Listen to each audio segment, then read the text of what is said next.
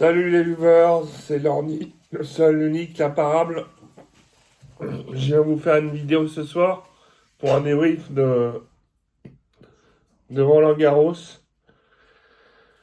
Donc je vais vous parler du tournoi hommes et femmes. Déjà on a une superbe finale dames, même si c'était émaillé de beaucoup de fautes.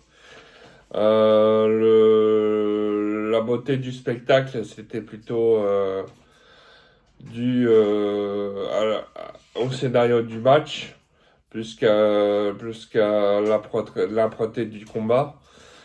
Euh, Coco Gauff a vraiment bien mené sa barque. Elle a joué avec les éléments. Elle a joué contre le vent, contre Samarinka, qui n'a pas trouvé la parade pour contrer Gauff, qui a joué en force, principalement joué en force contre Coco Gauff. Et bah, mal lui en a pris puisqu'elle a perdu en 3-7. Donc je trouve quand même que le tournoi féminin était plus agréable à suivre que le tournoi masculin. Même si la finale masculine, on va y revenir à outrepasser nos attentes. C'était une super finale en 5-7. Donc je vais vous dire cette finale donc entre Alcaraz et Sinner. Donc c'est peut-être l'une des plus belles finales de l'histoire du tennis. En tout cas la plus belle finale à Roland-Garros, sans aucun doute. Peut-être quelle concurrence aussi la finale de 1980 entre Borg et McEnroe. Mais bon, ça joue à peu de choses. Vraiment, les deux finales étaient extraordinaires, 80 et puis cette finale de 2025. Peut-être que les deux premiers sets étaient moins bons que les trois derniers, parce qu'Alcaraz n'était pas dedans au début du match. Et bah, du coup, les deux joueurs n'ont pas bien joué en même temps. Et après, à partir du troisième, quatrième set, c'est monté en régime et tout le monde connaît le scénario.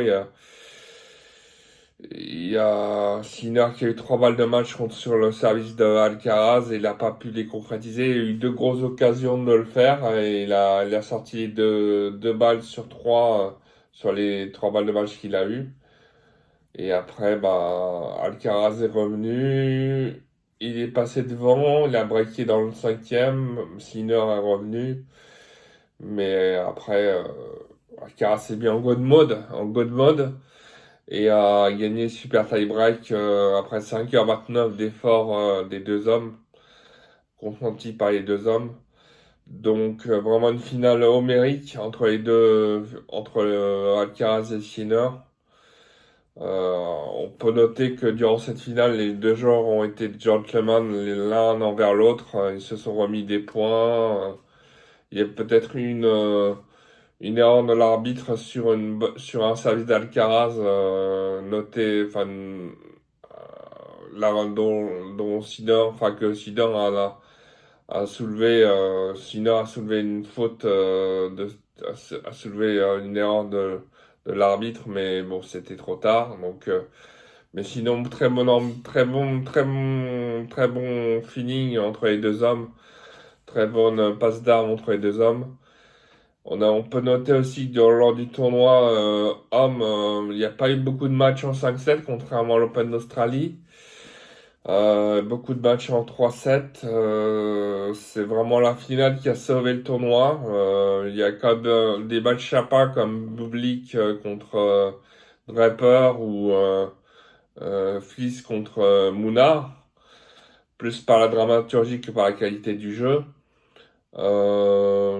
Et chez les femmes, par contre, bon niveau de jeu, et puis surtout, les gens ont bien suivi le tournoi féminin parce que grâce aux exploits de Loïs Boisson, qui a commencé le tournoi 361e mondial, qui n'est pas passé par les qualifications, qui a une bonne carte, et qui a montré tout son potentiel de terrienne sur la terre ocre de Roland-Garros. et qui a sorti la tête de série numéro 23, la tête de série numéro 3, la tête de série numéro 6, et qui n'a pas démérité contre Goff, même si le score était sec pour Goff, mais l'américaine était bien supérieure à la française. Et on peut noter aussi des matchs sympathiques de Svitolina contre Pera, contre Paolini. Donc beaucoup de matchs féminins au couteau. Plus que dans le tournoi masculin. Donc c'est à noter. L'Open d'Australie, c'était un peu le contraire. Il y avait plus beaucoup de matchs en 5-7 du côté masculin et pas beaucoup côté féminin. Donc là, la tendance est inversée. Bon, on va noter aussi que chez les Français, c'était assez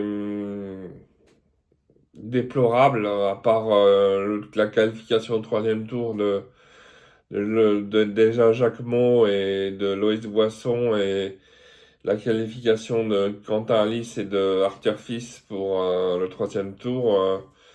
Bah, les Français n'ont pas vraiment performé, n'ont pas vraiment fait d'exploits. Hein. Si, bon, bien sûr, les Boisson, on a multiplié les exploits, mais les autres Français ont été un peu en deçà et pour regretter que Quentin Lys soit passé à côté de son match à la fin du match contre Rune. C'est dommage, il avait la possibilité d'aller en huitième. Euh, donc voilà pour ce qui est du débrief de ce Roland-Garros 2025. Donc n'hésitez pas à soutenir notre chaîne en lâchant un petit pouce et en faisant travailler l'algorithme YouTube. Et on vous dit à bientôt avec le virus ou sans virus. Et on vous dit à bientôt les amis.